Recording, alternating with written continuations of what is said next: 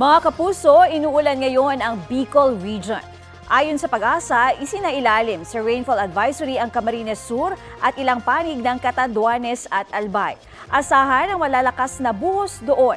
Tatagal ang babala hanggang 11:30 ng umaga. Ngayong araw, asahan ang pag-uulan sa ilang bahagi ng Northern, Central at Southern Luzon base sa rainfall forecast ng Metro Weather.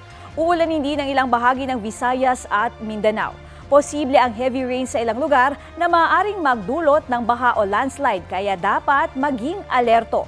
May tsansa rin ng ulan sa ilang bahagi ng Metro Manila.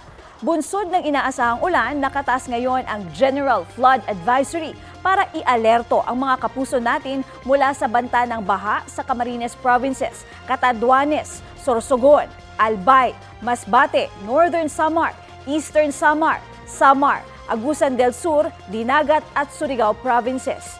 Ang posibleng baha sa mga nasabing lugar ay dahil sa inaasahang ulan na dulot ng easterlies.